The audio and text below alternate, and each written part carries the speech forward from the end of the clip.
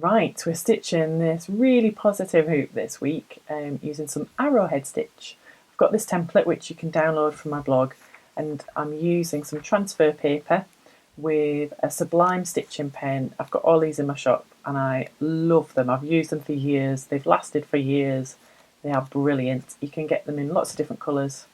I'm going to use black. You can see how much I've used mine because the writing's come off. Okay, there's a separate video about these if you want a bit more information. You'll need to trace it in reverse if you're using these pens and paper, or if you've got your own method of permanent transfer that you prefer, then you can do that. I'm just going to stick the template down with some tape. You do need to use a permanent method for this. That's partly because we're going to be adding some other stitches to this design over the next couple of weeks, so you want to make sure that it's going to last. Right, so I've got my reverse template stuck to the table, and I'm now just going to put a bit of tape over that piece of transfer paper. Okay, so really carefully, all you need to do is just draw over the lines. The thing to remember with these transfer pens is that any marks that you make on the transfer paper will be ironed onto the fabric. So if you make a mistake and you have a look at it and you think that's okay because I can cover it up with my stitching, then that's fine, just crack on and go for it. But if you accidentally draw a line and you think, I'm not going to be able to cover that up, then you need to decide whether you just need to start again or if you're just going to go for it anyway. But any errors will basically be transferred onto the fabric as well. So you've just got to be extra careful, just really take your time doing this, and I promise it'll be worth it.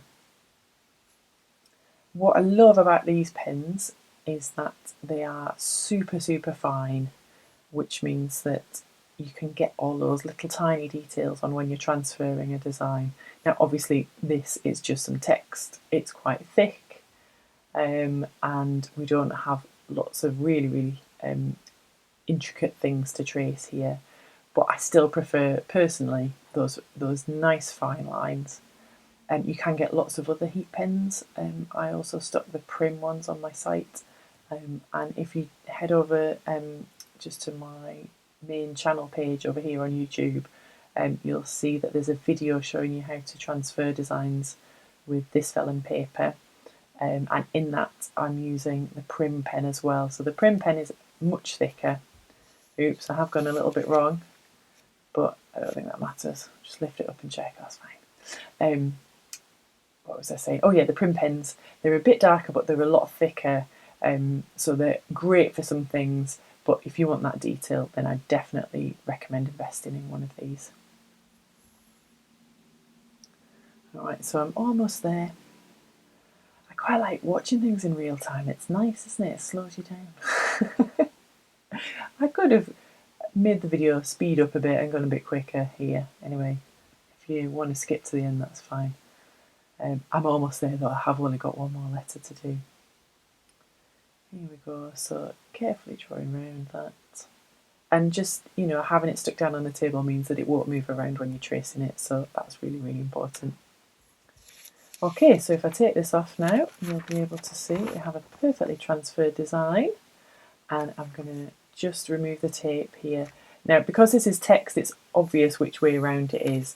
With some designs, I would suggest leaving the tape on so that you know which way around it is, but it's a bit obvious which way around we're going to iron this, so I don't need to do that now. So here we are. I've transferred it onto my fabric. I'm just using some white quilting fabric for this, just quilting cotton. I'm also using some lovely pastel shades of DMC thread. This is my Perfect Pastels collection, which is in my shop. It also comes with white, which we'll be using, not next week, the week after. I'll come back to that later. I'm going to start with this lovely peach, which is shade 20, and I'm going to do some arrowheads all the way around this letter D. I'm going to start at the bottom here. The lines, I'm just going to remind ourselves, just need to make sure that you're not kind of going over the lines, because next week we're going to do a stitch around the edge, so make sure when you're thinking about starting that you don't go right to the edge. So as I said, I'm just going to do some arrowheads all the way around, and I'm going to try and follow the direction of the letter just to kind of help maintain that I want the arrowheads to look like a nice sort of filling within the lettering, but I think in terms of readability, it'll just be helpful if we kind of follow that direction.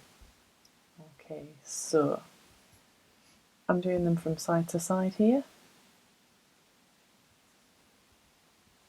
You can technically do arrowheads two ways. I'm pretty sure that some people would say that this is the wrong way to do them, starting on the outside and working in, but I think because of the text and kind of making sure that I'm kind of filling that space there, it doesn't really matter. Don't worry about it. I've tried it both ways and you can't really see.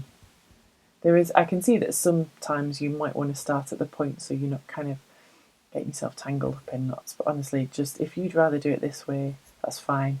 If you'd rather come up at the tip each time, that's fine. Just do what works for you.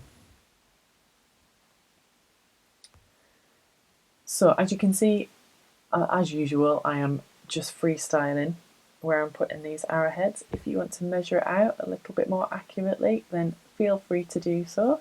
That's entirely up to you. I'm quite liking just freestyling it more, even more than usual, actually. It's quite nice to just sort of go for it. I think there's something about this project that's just making me a bit more free in terms of how I do things, and it's actually really, really nice. I'm enjoying it, and I hope you are too. Right, so we're just going to turn the hoop around slightly so that I can follow the direction of this letter here. And here we go. And each time, although we are doing straight stitches, obviously, like a bit like when we did back stitch, it's really, really important that those stitches join up. Okay, so whichever way around you're doing your arrowheads, make sure that when you come up, you go back down in exactly the same spot. Or if you're starting at the points of the arrows, make sure that you're coming up exactly through that same spot each time, because it's got to join up. It's got to look like one continuous line.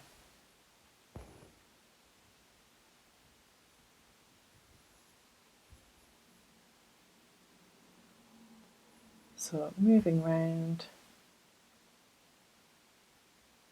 just stitching those arrowheads in the same way. And as I said earlier, try and make sure that your arrows aren't actually touching those lines that we've transferred onto the fabric, because next week we're going to add another stitch, and I'll let you into a secret. It's stem stitch, which we're going to be using to do the lettering, because I think that's going to give a really, really nice effect. And that's another new stitch from me. So I'm going to be teaching myself that one so that we can add this to our project. Oops, make sure I'm going right back in there.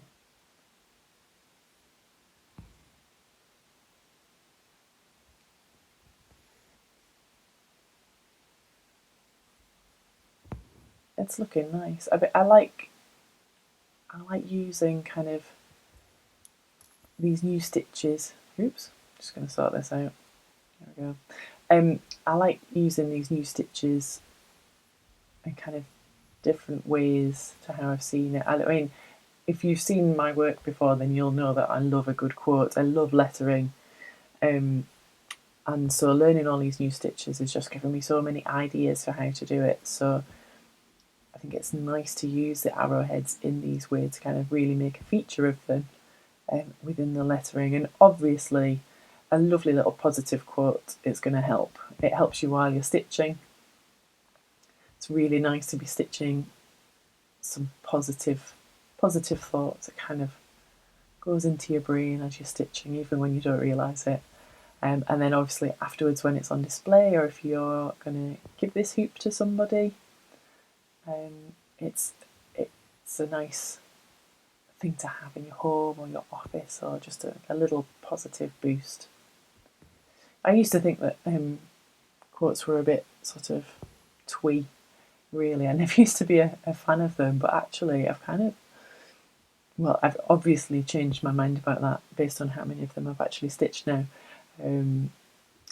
Yeah, I've kind of properly come round to the idea of it actually helping, and maybe that's just something that I needed to open up to. I mean, obviously some quotes kind of speak to you a lot more than others.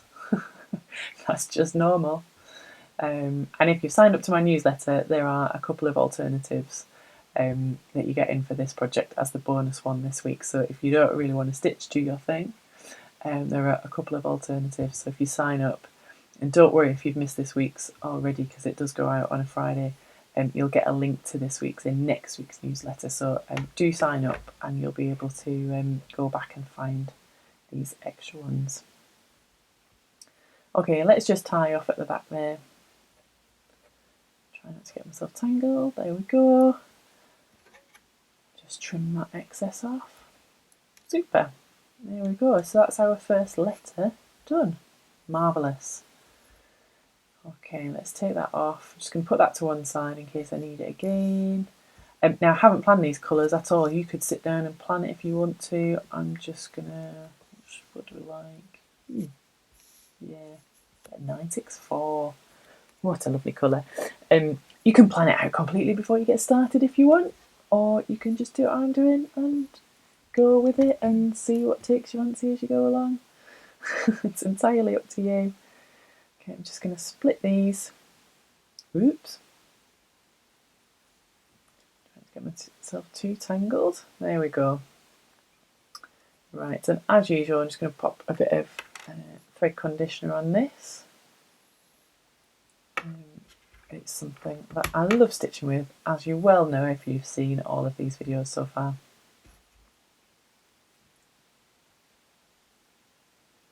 Okay, let's thread that needle.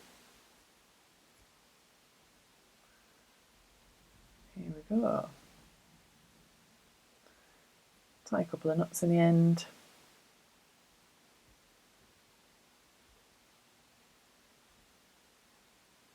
There we are, and we'll just trim the excess so that doesn't come through in any way.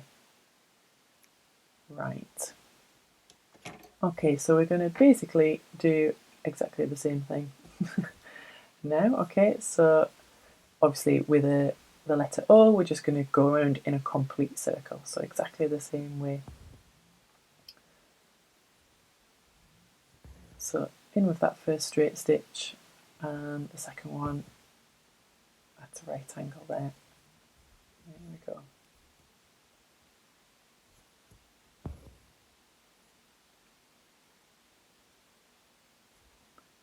That's it. Oh, I do like that colour next to the peach. That's a good combination. I'm pleased with that.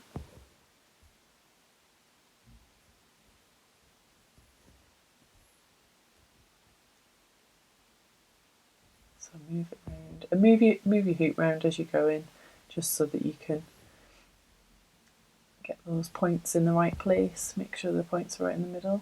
Oops, have I got tangled? What's going on? Have I got tangled? Oh no, maybe I haven't. Feels like I have. Oh no. Oh yeah. Nope. So if you get a bit tangled, use your needle like this. Let's give it a little pull. Just be really gentle if you're doing that though, because you don't want to pull the fabric out of shape. There we go. It happens to the best of us. Don't worry about it. Easily fixed. If you've got yourself in so much of a tangle that you can't really do anything, just tie off at the back and start again. That's absolutely the best thing to do. Right, so I've just cut a little bit further along. So I've got one more stitch to put in here. And then we're done on this letter. And I think it's really nice because you can start to see that effect of those stitches within the lettering now. So I hope you're enjoying seeing this come together on your hoop too. I'm just going to tie off at the back, and then we'll have a little think about what needs to come next. There we go, just pull that nice and gently. You don't want to pull your stitching out of shape, so just be really careful with that.